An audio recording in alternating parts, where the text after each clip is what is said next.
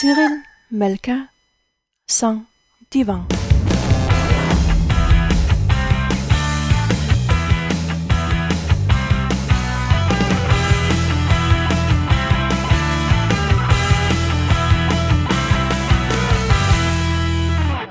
Bonsoir ou bonjour, ça dépend un petit peu de là où vous vous trouvez dans le monde et si c'est jour ou soirée en ce moment pour vous. Et bienvenue à cet avant-dernier webinaire de l'année. Le prochain webinaire d'ici une quinzaine de jours sera le dernier de l'année. Après, je ferme pour tout le mois de décembre, je rouvre en janvier. Bonjour Steph, me dit Steph. Alors, aujourd'hui, je me suis dit que j'allais parler de trouver ou de retrouver la confiance en soi. Alors, tiens, bonjour Agnès. Euh, de retrouver ou de trouver la confiance en soi. C'est un sujet un petit peu compliqué en fin de compte parce que euh, il y a il y a plusieurs facettes et il y a plusieurs formes de conseils à donner. Et donc, je ne peux pas vous donner tous les conseils possibles et toutes les possibilités qui existent parce que ça va un petit peu dans plusieurs directions. Donc, j'ai fait un espèce de condensé, déjà de me faire un petit peu le point sur la confiance en soi, en quelque sorte, et puis surtout, donc, quelle méthode utiliser pour la retrouver ou pour la trouver si on a ce souci.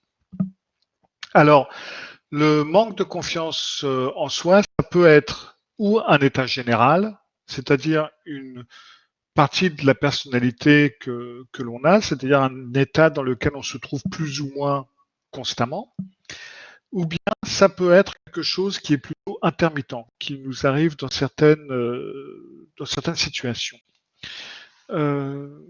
Aujourd'hui, on peut avoir une tendance à exagérer un petit peu le manque de confiance en soi. On a une espèce d'idéal que l'on a trouvé, que l'on a décidé, et à partir du moment où on a des hésitations, on n'est pas trop sûr de soi, bon, c'est jugé comme un manque de confiance en soi. Or, il est relativement naturel que lorsque l'on est confronté à une situation dont on n'a pas l'habitude, qu'on ne connaît pas, qui ne nous est pas habituelle, eh ben on n'est pas sûr de soi, on manque de confiance en soi, et ça c'est parfaitement normal. Ça veut dire qu'on est obligé d'analyser la situation, d'utiliser certaines méthodes, ou des fois de se lancer dans certaines situations ou d'éviter la situation. Après, ça dépend un petit peu de la méthode qu'on va choisir. Mais c'est un signal, en fin de compte, que là, on est vis-à-vis de quelque chose qu'on ne connaît pas, quelque chose qui nous rend moins sûr de nous. Et c'est donc expliqué comme un manque de confiance en soi. Et dans la société occidentale, dans beaucoup de situations, c'est vu comme quelque chose de relativement négatif. Or, ça ne l'est pas nécessairement. Donc, dans le cas où vous êtes dans une situation de ce genre, vous pouvez bien entendu utiliser les mêmes méthodes que celles que je vous donne, mais il est important de ne pas symptomatiser un petit peu tout, de mettre un mot psychologique ou un nom de maladie sur toute petite insécurité que l'on puisse avoir pour une raison ou pour une autre. Alors, le manque de confiance en soi, d'où ça vient? Pourquoi est-ce qu'il y a ce problème de manque de confiance en soi? Pourquoi est-ce que certaines personnes l'ont et d'autres ne l'ont pas? En fin de compte, il y a déjà, pour commencer, il y a une construction génétique et une question de tempérament. Et ça, vous ne pouvez pas y échapper en quelque sorte. Vous allez avoir certaines personnes qui ont génétiquement une facilité à avoir moins confiance en soi que d'autres, et vice-versa, bien entendu. Des études qui ont été faites se sont rendues compte que chez certaines personnes, il y avait un moindre niveau de sérotonine et un moindre niveau de oxytocine, qui sont des neurotransmetteurs qui aident à le fait de se sentir heureux ou qui sont qui peuvent inhiber, dans le cadre de l'oxytocine, c'est surtout une hormone qui va inhiber qui peut être inhibée par certaines variations génétiques. Et donc, environ 25 à 50% des traits de caractère qui sont liés au manque de confiance en soi pourraient être, en fin de compte, génétiques. La raison pourrait en être génétique. Dans certains caractères, oui, il y a donc une construction qui fait que ou on produit moins d'hormones, ou alors on ne les travaille pas de la même façon. C'est relativement nouveau pour l'instant, donc il y a encore des études à faire, mais apparemment il y a quelque chose de génétique, ce qui explique pourquoi on se rend compte qu'en fin de compte ça suit quand même certaines familles. On peut voir que certaines personnes, papa ou maman manque de confiance en soi également, un peu comme son père. Tiens, t'es bien comme ton père, t'es bien comme ta mère. Enfin bref, il y a un élément génétique. Et une partie de notre façon d'agir vient aussi de notre tempérament, si on veut dire ça comme ça. C'est-à-dire que si vous êtes de nature plus hésitant, si vous êtes plus en attente lorsque vous êtes dans des situations qui ne sont pas familières, vous avez donc une tendance que l'on appelle l'inhibition comportementale. C'est-à-dire que on préfère attendre un petit peu et voir comment les choses vont se passer. On ne va pas se jeter tête baissée dans une situation. Et en fin de compte, ce n'est pas nécessairement négatif, parce qu'il n'est pas nécessaire des fois il vaut mieux ne pas se jeter à tête baissée dans une situation sans l'avoir bien analysée. Donc là, ce que l'on comprend comme un manque de confiance en soi est en fin de compte une autre façon de gérer les problèmes, où il faut qu'on les tourne et qu'on les retourne un petit peu plus avant de passer à l'action, et ça peut être très bien pour autant. Donc, il y a de toute façon donc une tendance génétique et une tendance de tempérament qui est donc héritée de vos parents ou de vos grands-parents ou quelque part dans vos ancêtres. Après, on a différentes expériences de vie qui peuvent avoir eu une influence sur votre confiance en vous. Voilà, il ne marchait plus mon bouton. Alors ça peut être, par exemple des traumatismes que l'on a eu lors de l'enfance ou lors de son développement. Ça peut être des traumatismes physiques, ça peut être des traumatismes psychologiques qui vont faire qu'on va avoir peur de se lancer dans certaines situations, ou dans certaines situations qui vont nous rappeler certaines autres situations traumatiques.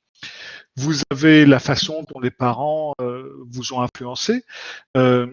Les parents qui passent, surtout les parents à tendance narcissique, qui vont passer beaucoup de temps à manipuler leurs enfants ou à les dénigrer ou à se moquer d'eux ou des choses dans ce genre-là. Moi, à ton âge, je me débrouillais mieux que ça. Enfin bref, tout ce genre de choses. J'ai fait plusieurs vidéos sur les parents toxiques, donc il n'y a qu'à voir. Bien entendu, ça peut avoir une grosse influence sur dira-t-on, sur le développement d'un manque de confiance en soi.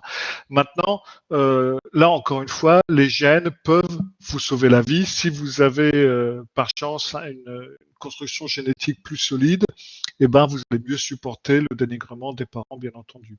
Mais bon, en règle générale, ça va avoir une influence sur la façon dont vous allez comprendre les choses, et il vous faudra un peu plus tard réapprendre à comprendre que tout le monde n'est pas comme ça et que on peut voir les choses autrement.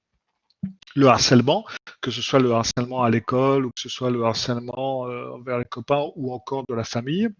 Et puis, la race, le sexe que vous avez, plein d'autres choses qui peuvent avoir une influence. En fin de compte, on s'est rendu compte, par exemple, que beaucoup de femmes, dans une étude qui a été faite, les femmes qui ont été socialisées en quelque sorte à s'inquiéter plus de la façon dont on les voit et dont on les accepte que les hommes.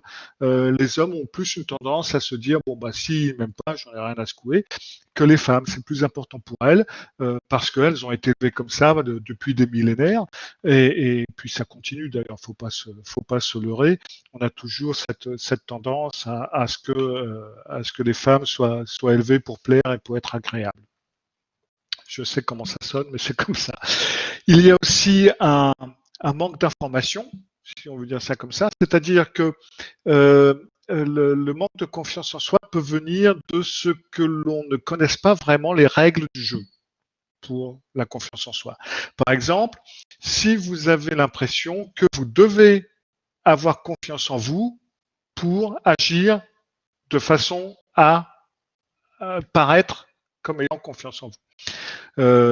Par exemple, je me souviens la première fois où je devais enseigner, c'était au Danemark et je devais enseigner une classe en français. Et à l'époque, je devais avoir 21 ou 22 ans. J'étais pas beaucoup plus vieux. J'étais le plus jeune de la classe en fin de compte. Ce qui était et je me souviens que au départ, j'avais une trouille bleue de me retrouver devant tous ces élèves et de devoir leur expliquer la langue française, etc., etc. Et puis, bon, bah, je me suis dit, bon, bah, écoute, Cyrilou, de toute façon, eux, ils savent pas que tu as les jetons. Donc, tu fais comme si rien n'était. Et puis, bah, de toute façon, c'est un niveau débutant, donc ils vont pas te poser des questions trop difficiles. Et ben, tu fais comme si c'est bon, quoi. Et c'est un fait que intérieurement, j'étais frigorifié, j'étais totalement apeuré, mais rien n'en paraissait vu de l'extérieur. Si vous ne savez pas que vous pouvez agir comme si, faire comme si, et que vous n'avez pas besoin d'avoir confiance en vous pour agir de façon à laisser penser que vous avez confiance en vous, eh ben c'est un manque d'information, c'est un manque de savoir-faire, si on dit ça comme ça, qui fait que vous allez continuer à attendre et rester sur la touche.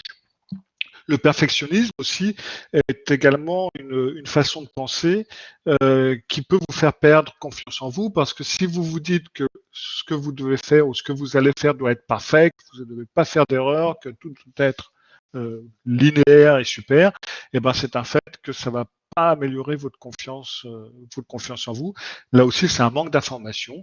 Tout simplement, vous n'avez pas besoin de savoir faire les choses parfaitement pour avoir confiance en vous. Puis, vous avez donc le monde environnant. Ça rejoint un petit peu ce que je viens de dire, c'est-à-dire que on a un petit peu l'impression qu'il faut toujours avoir confiance en soi, qu'il faut toujours être bien dans sa peau, qu'il faut toujours être à l'aise dans toute situation, etc. Et on est un petit peu bombardé de ce genre de choses. Quand j'ai aidé les gens à faire leur CV, quand je travaillais avec des bilans de compétences, etc., c'était ce qu'on expliquait aux gens. Faites apparaître que vous avez confiance en vous, paraissez à l'aise, etc., etc. Et d'un certain côté, on participe à bousiller un petit peu bizarrement la confiance en soi des personnes parce que ils se disent oh ben non là je saurais pas faire ou là tout va péter parce que on va voir que j'ai pas confiance en moi, etc. Donc on est un petit peu submergé dans cette idée qu'il faut absolument avoir confiance en soi constamment et en tout temps, en quelque sorte. Or c'est pas le cas. Ne pas avoir confiance en soi dans certains cas, ça peut peut-être même vous sauver la vie. Et puis ensuite, donc, vous avez l'angoisse, la dépression et éventuellement d'autres petits soucis qui, si vous avez ces tendances, bien entendu, vous aurez plus de difficultés à avoir confiance en vous. Il y a Steph là qui me dit se donner le droit à l'erreur est libérateur. Oui. Et puis en fin de compte, mieux vaut vous donner le droit à l'erreur parce que vous allez en faire de toute façon. Donc autant prendre le coup tout de suite et puis se dire bon bah si ça pète, ça pète et puis bon bah voilà.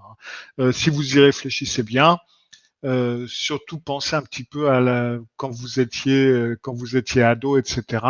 Le nombre de fois où on s'est dit ça je ne survivrai jamais, on a cru mourir sur place, et puis en fin de compte, vous avez très bien survécu. Jusqu'ici, vous avez survécu 100% des choses qui vous sont arrivées, donc je suppose que ça va continuer à aller dans de la même direction. Maintenant, on va voir un petit peu ce que l'on pourrait appeler le cercle vicieux dans lequel on tombe quand on a un manque de confiance en soi ou quand on croit qu'on doit avoir confiance en soi. Alors, il y a mon bouton qui ne veut pas comme je veux aujourd'hui. Ok. On va prendre donc le manque de confiance en soi. Ce manque de confiance en soi, ça va mener à des pensées négatives. Des pensées négatives sur vous, des pensées négatives qui vont dire bon ben je vois rien, je plante toujours tout, ça je vais encore me casser la gueule parce que je me suis cassé la gueule avant avec exactement la même chose, je sais rien faire, ma mère me l'avait bien dit, enfin bref. Après, on a ça dépend de personne en personne. On va avoir les pensées négatives qui nous correspondent. Si on dit ça comme ça, on a tous notre petit lutin, comme je l'appelle, ou notre petit dictateur dans un coin qui nous donne un petit peu ces pensées négatives. Ces pensées négatives vont faire qu'on va plus facilement agir de façon agressive ou de façon soumise. Alors, on change un petit peu entre les deux. Pour la plupart d'entre nous. Alors, quand je parle d'agression, je ne parle pas d'agression violente, je ne parle pas de casser la gueule à quelqu'un, mais par exemple, on va plus facilement répondre méchamment à quelqu'un, que ce soit dans la famille ou aux enfants, etc., parce que on en a assez, et puis on va péter un câble, et puis boum, on y va à l'agression. Et puis, comme dans toute agression, le plus souvent, après, on va en avoir un peu honte. On va se dire, ah zut, j'aurais pas dû, c'est trop con, mais je fais toujours ça. Et maintenant, j'ai dit plein de trucs que je pensais pas. Et boum, ça vous mène au manque de confiance en soi, qui vous mène à d'autres pensées négatives sur vous et qui vont encore vous mener à une soumission, par exemple, où vous allez la fermer alors que vous devriez dire quelque chose. Et puis, à un moment donné, quand vous en avez assez de la fermer, vous pétez un câble et on repart pour un tour, manque de confiance en soi, pensée négative, agression, soumission, etc., etc., etc. Donc, pour attaquer le morceau, pour attaquer le manque de confiance en soi, en fin de compte, on peut agir sur deux domaines. On peut agir sur les pensées négatives et on peut agir sur le comportement, qui est donc agression et soumission. Ce qui est agir dans les pensées négatives, c'est ce qu'on va appeler nos cognitions. Tout notre système de pensée, de perception, de compréhension et la façon dont on organise nos idées, tout ça, c'est nos cognitions. Et ça, heureusement, nous en sommes maîtres. Nous sommes maîtres de nos pensées. Alors c'est vrai que des fois, on peut se dire, j'ai l'impression que ça me tombe du ciel, mais non, c'est nous qui les avons composées, c'est vient de nous. Et ça, heureusement, donc on peut avoir une influence dessus. Et le deuxième, donc agression, soumission, etc., c'est ce qu'on va appeler le comportement. Donc, sur ces deux domaines, on va pouvoir agir et on va pouvoir faire certaines choses pour essayer de renverser un petit peu la vapeur, pour que les pensées soient moins négatives, pour avoir plus de confiance en soi et pour agir de façon moins agressive ou soumise, c'est-à-dire plus assertive. Alors, on va commencer par les cognitions. Il y a plusieurs. Alors là, je vous donne, et c'est là où je vous ai dit en début de webinaire que j'allais vous donner quelques idées, mais que je ne pourrais pas vous les donner toutes parce que c'est un petit peu différent de personne à personne. Donc là, je vais vous donner des directions, des idées, et vous pourrez évoluer sur ces idées, les changer un petit peu et les adapter à votre besoin. Alors, la plupart de ces idées sont simples, mais c'est pas facile. Faut pas confondre. Mais la plupart, c'est relativement simple et ça va vous demander un peu de discipline. Rien ne vient sans rien. Il n'y a pas le choix. Si on veut avancer, on est obligé de faire un travail, que ce soit dans la vie réelle, que ce soit dans la psychologie, que ce soit pour évoluer. La première chose que vous allez faire ou que vous pouvez faire, c'est de photoshopper votre image de vous. On a tous une image de soi, une image mentale de soi. Et cette image que l'on a de soi, elle va déterminer en fin de compte notre degré de confiance en nous. Et si on a une idée que on est comme ci, comme ça, et qu'on est nul, et qu'on est comme ci, etc., et le résultat, bien entendu, suit. Mais cette image de nous, au contraire de ce que vous pensez, elle n'est pas fixe. Vous pouvez la photoshopper, vous pouvez la changer. Vous pouvez réfléchir, par exemple, à certaines choses que vous avez bien faites, ou à certaines choses où vous avez du succès, ou certaines choses. Bref, vous pouvez photoshopper cette espèce d'image de vous de façon à ne plus vous voir comme, ou ne plus se voir comme une personne qui n'a pas confiance en soi, qui est dans un petit coin, qui est ceci, qui est cela. Pensez de façon positive. Alors, rester quand même rationnel, c'est-à-dire que s'il y a quelque chose, si vous tombe une tuile sur le coin de la tronche, c'est une tuile qui vous est tombée dessus, donc il n'y a pas à la voir de façon positive, mais ne voyez pas les choses en noir et blanc, ou comme j'ai l'habitude de dire, si la vie vous donne des cactus, n'allez pas vous asseoir dessus. Enfin, je veux dire, il y a déjà suffisamment de problèmes comme ça, il n'y a aucune raison d'en rajouter. Donc, pensez de façon positive parce que oui, c'est vrai, il y a beaucoup de négatifs dans le monde, je suis tout à fait d'accord avec vous, mais il y a aussi également beaucoup de positifs et il est important de le voir également. Il est important de voir qu'un tel ou un tel vous a souri dans un coin de rue, il est très sympa que quelqu'un vous ait ouvert la porte ou vous ait retenu la porte. Enfin bref, il y a plein de petites choses positives qui arrivent constamment et tous les jours. Mais si vous mettez des lunettes marron clair le matin quand vous vous levez, il ne faut pas vous étonner que tout aura une couleur caca dans votre journée. Donc c'est à vous d'enlever les lunettes dans ce cas-là et de penser de façon un peu plus positive. Un petit peu dans le même ordre de pensée, il vous faut tuer les pensées négatives. Alors, le problème, c'est que nous avons l'habitude, ou vous avez peut-être pris l'habitude, d'avoir certaines pensées négatives que vous vous répétez. C'est devenu une vérité et c'est devenu quelque chose, c'est presque automatique. On se fait des films, en quelque sorte. Euh, il est important pour vous de reconnaître et de connaître ces pensées négatives. Et au moment où elles apparaissent, ou plutôt au moment où vous vous rendez compte que vous êtes parti pour un tour de pensées négatives, ça va être à vous de les arrêter.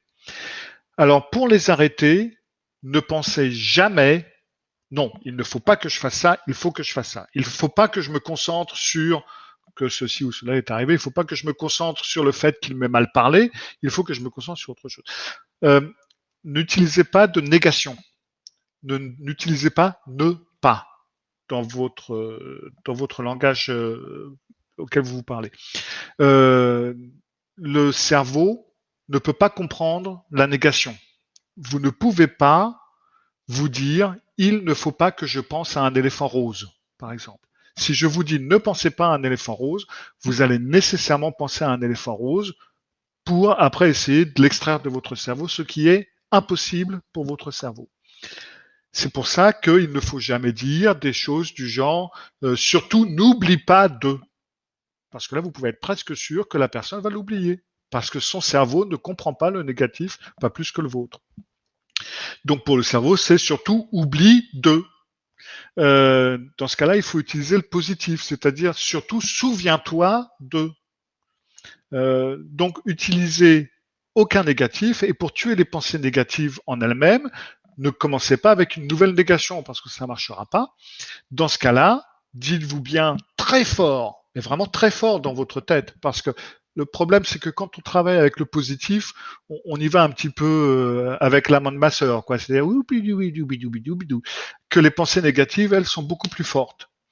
Donc, si vous voulez arrêter les pensées négatives, il faut mettre autant de power, autant de force que les pensées négatives en elles-mêmes.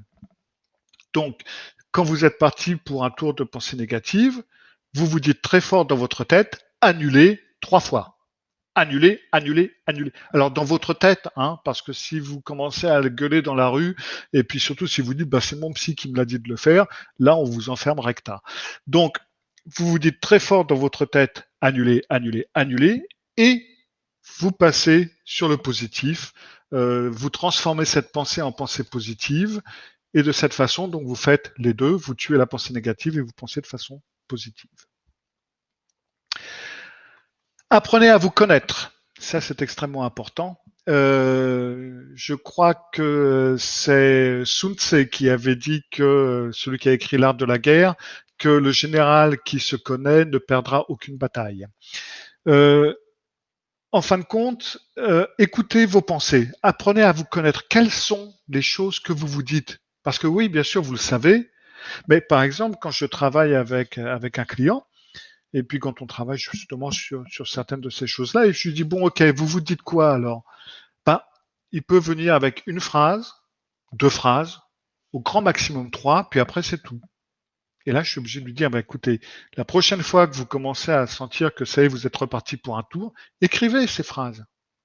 Parce que c'est devenu tellement automatique qu'en fin de compte, on s'en souvient d'une ou deux, mais le plus souvent, on n'y pense pas, c'est devenu un automatique. Donc, apprenez à vous connaître, et quand vous voyez quelles sont vos phrases négatives, vous allez apprendre de cette façon à les reconnaître et plus facilement à les tuer et à les transformer en pensées positives.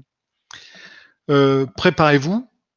Alors ça, c'est si vous devez partir dans une situation qui est inconnue, si vous devez être confronté à quelque chose dont vous n'êtes pas sûr, ben oui, préparez-vous, voyez quelles sont les possibilités, qu'est-ce qui peut arriver, qu'est-ce qui peut ne pas arriver et comment vous allez réagir dans ce cas-là. Et si vous devez passer un examen et que vous avez la trouille de passer cet examen, c'est pas en réfléchissant à la trouille que vous avez de cet examen que vous allez avoir plus de chances de l'avoir. Ça va être de vous préparer à cet examen. Qu'est-ce que je dois lire, quand je dois le lire, pourquoi, comment, etc., etc.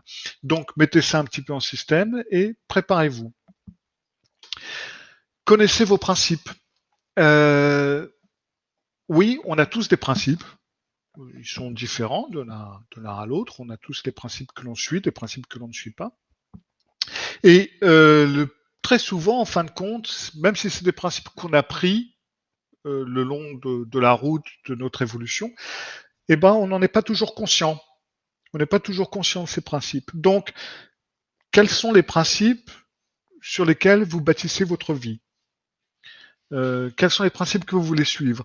Et voyez par rapport à ça, dans quelle direction vous voulez aller et dans quelle direction vous ne voulez pas aller. Parce qu'il se peut que ce que vous pensez est un manque de confiance en soi est tout simplement, ou soit tout simplement quelque chose qui soit contraire à vos principes, tout simplement.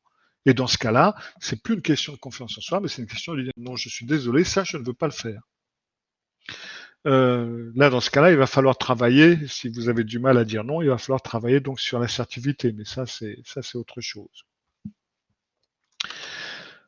Augmenter. Oups, là j'ai appuyé sur le bouton un petit peu trop lourdement. Augmenter vos compétences. Ça correspond un petit peu à une façon de se préparer. Mais si vous voyez que vous avez un manque de compétences, que vous avez des problèmes pour passer un certain cap, ça ne sert à rien de se plaindre, ça ne sert à rien de s'arrêter, ça ne sert à rien de se dire oh là là, bah oui, bah je pourrais jamais rien faire. Voyez quelles compétences il vous manque et comment les obtenir, si c'est possible de les obtenir, comment et pourquoi et de quelle façon. Également, mettez-vous des buts et surtout des petits buts. C'est-à-dire que si vous avez un but dans votre vie, quel est le but que vous voulez obtenir ou auquel vous voulez arriver? Est-ce que c'est un but proche ou un but qui vous paraît un peu éloigné? Si c'est un but qui vous paraît éloigné, décomposez-le en petits buts le long du chemin et n'ayez pas peur de faire vraiment des pas de bébé, j'allais dire, c'est-à-dire vraiment des petits pas, d'y aller petit à petit et à petits pas, et mettez-vous un but à la fois et avancez de cette façon-là. Parce qu'à chaque fois que vous allez passer un but, ça va vous faire du bien, vous allez avoir plus confiance en vous parce que vous avez quand même passé ce but, vous êtes arrivé là. Donc maintenant, le prochain but, ça va être possible aussi. Surtout en vous confirmant avec de la pensée positive, ça aide grandement. Focalisez sur les solutions et pas sur les problèmes. Si vous avez une tendance à vous plaindre un peu beaucoup, c'est peut-être parce que vous focalisez sur le problème en lui-même. Ça ne sert à rien de focaliser sur le problème. Ça ne vous aide pas à avancer et ça ne vous donne sûrement pas plus de confiance en vous. Bien au contraire. Focalisez sur les solutions possibles. Par exemple, par exemple, si je me dis, bah tiens, je suis gros et gras et je suis fainéant, bon, d'accord, ça c'est le problème. Maintenant, ça sert à rien de me dire, bah je suis gros et gras et fainéant. Oh là là, qu'est-ce que je suis gros et gras et fainéant, etc., etc. Comment est-ce que je vais résoudre ce problème? Je suis gros et gras et fainéant. Bon, bah, en travaillant ceci, cela, en faisant ceci, cela. Ouais, mais je peux pas me motiver. Bon, ok. Alors, comment est-ce que je peux résoudre ce problème? Me motiver, il va falloir que je fasse ceci, cela. Oui, mais j'ai pas d'énergie. Très bien. Alors, quelle est la solution à ce problème? Et de cette façon, en focalisant de solution en solution, vous allez arriver au premier pas que vous devez faire pour avancer. Et encore une fois, la première fois que vous allez arriver à ce premier but, ou que vous allez pouvoir résoudre ce premier problème, ça aide également la confiance en soi. Soyez reconnaissant. Je sais, ça peut paraître stupide, mais on oublie beaucoup les choses pour lesquelles on peut être reconnaissant. Il y a plein de choses qui vous arrivent dans la vie de tous les jours pour lesquelles vous pouvez être reconnaissant. Euh, il n'y a il n'y a pas de jour, pour ainsi dire, dans ma vie où je ne suis pas reconnaissant envers une chose ou quelque chose d'autre. Au moins une fois par jour. Éventuellement, faites un petit exercice tous les soirs avant de vous endormir, de voir un petit peu la journée, de voir pourquoi est-ce que vous pouvez être reconnaissant en fin de compte. Ne serait-ce que d'être en vie et d'avoir un toit au-dessus de votre tête et à manger. Et c'est pas quelque chose qui arrive à tout le monde. Donc en fin de compte, il y a beaucoup de choses pour lesquelles vous pouvez être reconnaissant. Et ça vous place aussi dans un état d'esprit peut-être un peu plus humble. Et le fait d'être un peu plus humble, on est donc moins perfectionniste, on se la pète un peu moins et on a des buts plus réalistes. Il est plus facile d'avancer et de regagner confiance en soi. Enfin, comme dernier point des conditions, apprenez. Apprenez tous les jours. Apprenez quelque chose de nouveau tous les jours. C'est un de mes principes également. Ça correspond un petit peu à augmenter vos compétences, mais c'est quelque chose qui fait que plus vous en apprenez, plus vous en savez, et plus vous avez soif de connaissances, et plus vous vous sentez posé, en fin de compte, parce que vous avez plus confiance en vous, vous êtes capable d'apprendre, et vous savez que s'il y a quelque chose que vous ne savez pas, vous allez pouvoir l'apprendre. Donc ce n'est qu'un petit problème. Et du fait où plus on en apprend et plus on en sait, ça vous donne aussi plus de confiance en vous et plus de calme intérieur, si vous voyez ce que je veux dire. Ensuite, on a donc les comportements. Alors, vous prenez certaines de ces choses que je vous ai dites. Si d'autres de ces choses vous paraissent un peu débiles ou ça ne vous intéresse pas, vous ne les prenez pas. Vous faites un petit peu votre tambouille. Si vous trouvez que ce que je vais dire dans les comportements, c'est plus facile pour vous à faire que dans le côté cognitif, faites-le, pourquoi pas. Et faites donc un mélange des deux. Ça dépend un petit peu du tempérament que l'on a et de la façon dont on voit les choses. Point de vue comportemental, soignez-vous. C'est simple. Je sais que ça peut paraître lambda, mais une bonne douche, un rasage pour nous messieurs, et puis du maquillage, ou je ne sais pas ce que mesdames vont faire. Ça peut faire un très très grand changement. Le fait de faire un petit peu attention à soi, de se faire plaisir, de se rendre un peu plus agréable à la vue, de sentir meilleur, ça fait que, oui, ça vous donne un peu plus de pep, un peu plus de confiance en soi. Habillez-vous bien. Alors, ça ne veut pas dire habillez-vous dans du Ted Lapidus ou du Chanel, mais ça veut dire habillez-vous. Ne restez pas en jogging ou truc dans ce genre-là. Je me souviens également à l'époque où je faisais les bilans de compétences, les CV, etc. L'un des conseils que l'on donnait régulièrement aux chômeurs qui recherchaient du travail, c'était avant de téléphoner, vous vous lavez, vous vous rasez, ou vous vous faites joli, et vous vous habillez. Et après, vous téléphonez. Votre voix sera différente. Votre vue sur vous sera différente. Donc, faites-le. Même si vous êtes seul, faites-le. Agissez de façon positive. Alors, non seulement il suffit vous pouvez penser positivement, de penser positif comme je l'ai expliqué un peu plus tôt, mais agissez de façon positive, mettez vos pensées en action en quelque sorte.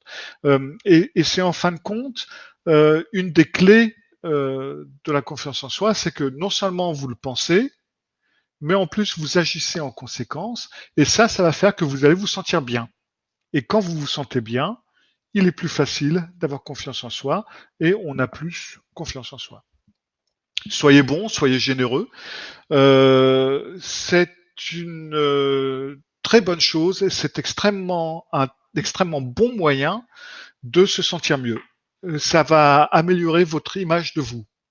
Quand vous êtes bon, quand vous avez fait quelque chose de bien, quelque chose de bon pour quelqu'un d'autre, quand vous avez fait quelque chose de généreux, vous vous sentez bien parce que vous sentez que vous avez fait quelque chose pour quelqu'un, juste comme ça, sans rien d'autre que pour être bon et généreux.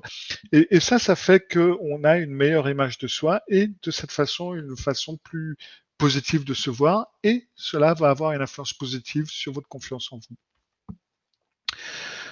Dans le côté comportemental, parlez lentement.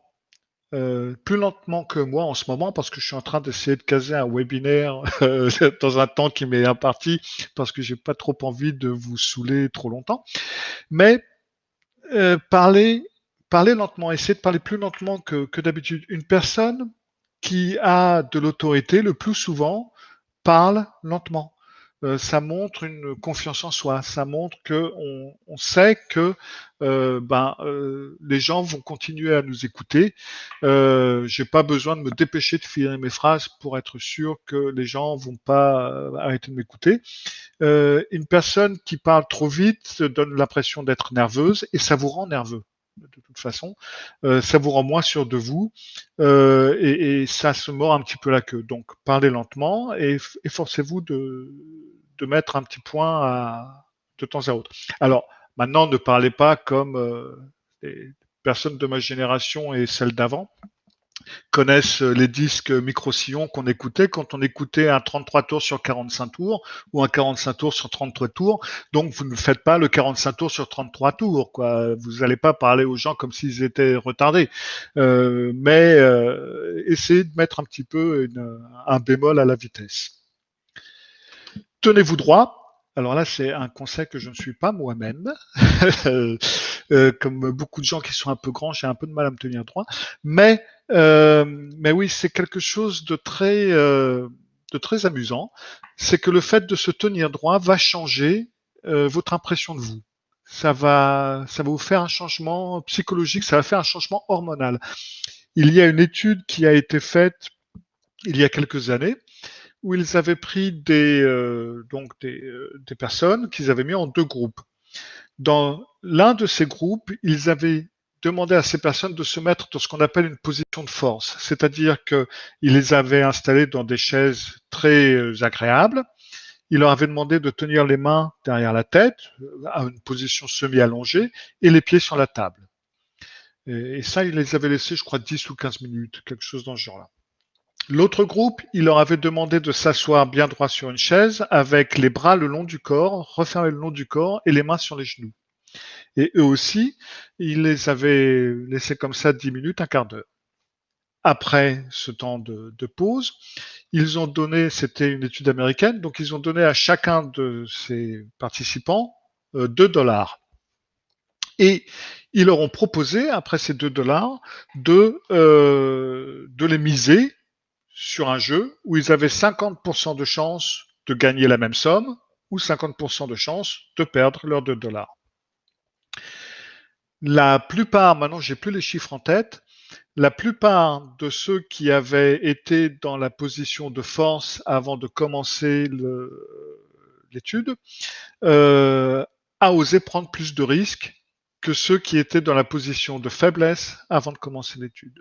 Il y en a eu beaucoup plus qui ont osé prendre le risque et donc de doubler leur mise, que ceux dans le groupe de faiblesse. Et chose impressionnante, c'est qu'on s'est rendu compte justement que ceux qui avaient été dans la position de force, on avait mesuré leur taux de sérotonine et d'autres hormones, et ils avaient plus d'hormones de sérotonine et plus de testostérone que que les groupes qui avaient été dans une position faible. Donc, apparemment, rien que l'aspect physique, la façon dont vous vous tenez, a une influence sur votre cerveau et donc sur votre confiance en vous. Donc, tenez-vous bien, tenez-vous droit. Changez une petite habitude. C'est pour vous donner, si vous avez une petite habitude qui est peut-être un peu gênante, changez-la. Cela vous mettra sur la voie que vous pouvez changer, positivement, et cela donne plus confiance en soi. Après une petite habitude, vous pouvez en changer une autre, puis une plus grosse, puis une plus grosse. Parce que bien entendu, on ne va pas s'arrêter là. Souriez, ou même riez d'ailleurs, c'est très bon pour la santé. Il y a un proverbe au Danemark qui dit souris et le monde te sourit. Et je me souviens qu'un jour, un petit rigolo, avait écrit en dessous pleure et tu auras un visage mouillé. Mais c'est exactement ce que ça veut dire. Si vous souriez, le monde vous sourit. Si vous pleurez, de toute façon, personne ne s'en occupera. Donc, vous pouvez tout autant sourire. Encore une fois, sourire et rire, qu'on le veuille ou non, libère des hormones positives qui vont vous aider à surmonter beaucoup de choses et de cette manière vous donner plus de confiance en vous. Si vous souriez, les gens vont plus facilement vous sourire et ça va vous faire vous sentir mieux, plus positive et dans ce cas-là, vous tournez la roue en fin de compte dans l'autre sens. Faites du volontariat. Là, on est en novembre, au moment où je fais ce webinaire, donc ça va bientôt être Noël. Vous pouvez parfaitement trouver quelque chose à faire pour aider certaines personnes, pour rendre la vie de certaines autres personnes plus agréable. Et rien que ça, non seulement ça va vous faire du bien, mais en plus vous allez faire du bien à d'autres personnes. Donc pourquoi se gêner? Et ça va, en fin de compte, vous entraîner un petit peu plus dans une tournure positive et également participer à vous donner plus confiance en vous. Faites de l'exercice. Ça, c'est toujours une bonne chose aussi pour libérer un peu d'énergie, etc. Alors, pas besoin d'aller passer des heures dans les salles de sport. Vous pouvez faire une petite marche tous les jours. Ça, c'est très bien. Et, chose importante, faites quelque chose que vous avez procrastiné, c'est-à-dire quelque chose que vous n'avez pas voulu faire, que vous avez retardé, que vous avez, etc. Vous avez sûrement une liste de choses à faire. Là, je vois, il y a ma femme qui est en train de faire qui est en train de faire des yeux parce que ma femme, elle fait beaucoup de listes comme ça, de choses qu'elle doit faire, etc. Mais en fin de compte, elle en a plusieurs systèmes de listes. Si vous avez besoin d'un système de liste, demandez à ma femme, elle vous le donnera. Donc, faites une liste de choses qui sont à faire, que vous avez à faire, et puis prenez la plus facile, mettez-les en ordre, de la plus facile à la plus difficile, enfin de celle que vous pouvez plus facilement faire à celle que vous avez vraiment pas envie de faire. Et puis commencez par la première. Et vous allez voir que rien que le fait d'avoir fait cette chose, même si c'est quelque chose de minimum, bah après c'est un petit peu comme si, c'est pas un petit peu comme si, ça nous enlève un poids. On se sent vachement mieux. On se dit, oh là, dis donc, ça j'ai fait ça, dis donc, ça fait 3 mois que je devais faire ça, maintenant ça c'est fait, je me sens bien. Et ça aussi, ça va participer à ce que vous vous sentiez mieux et à avoir plus de confiance en vous. Travaillez sur des petites choses. Il y a sûrement de grandes choses que l'on doit faire, que l'on n'ose pas faire, etc., etc. Ne vous jetez pas là-dedans.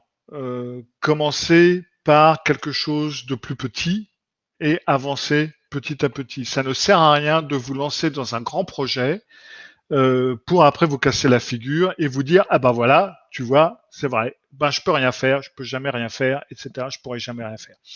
Parce que là, dans ce cas-là, vous jouez perdant de toute façon ou vous prenez de gros risques. Donc, travaillez sur des petites choses pour vous assurer que vous pouvez avancer petit à petit. Il n'y a aucune chose qui est trop petite pour être importante.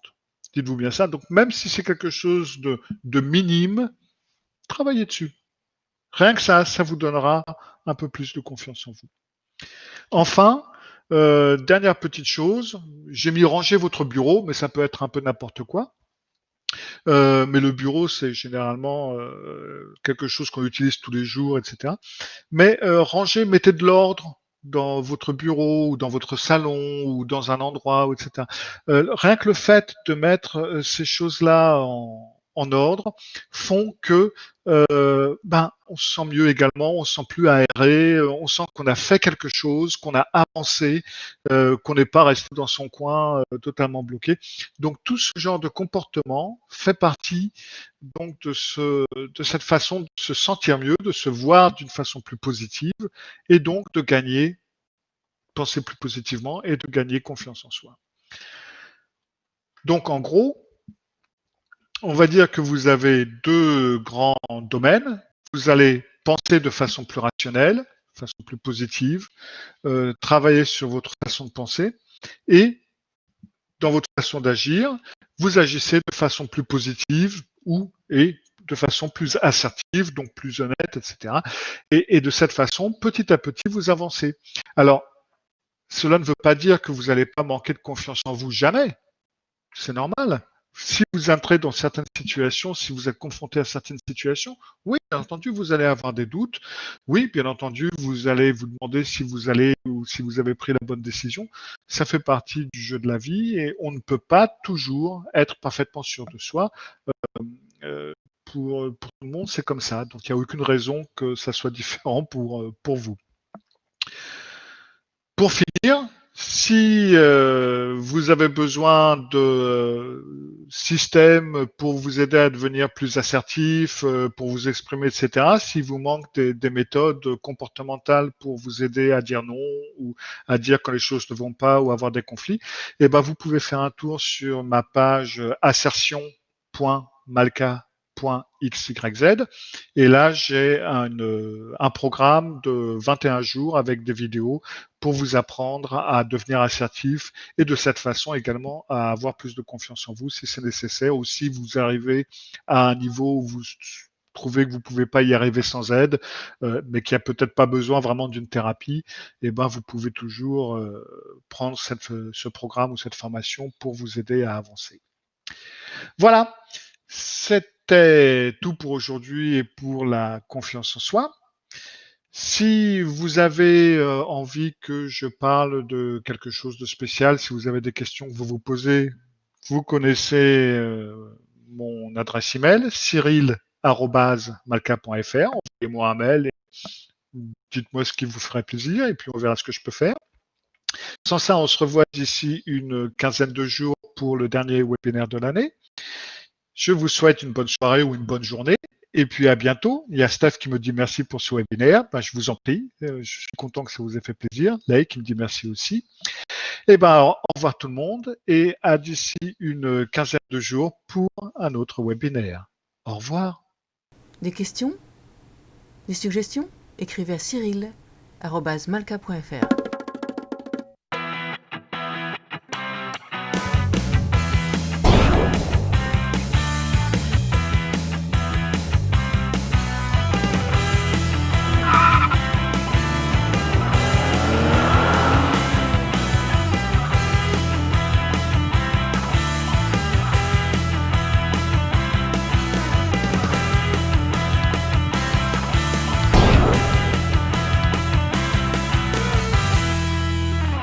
Cyril Malka, sans divan.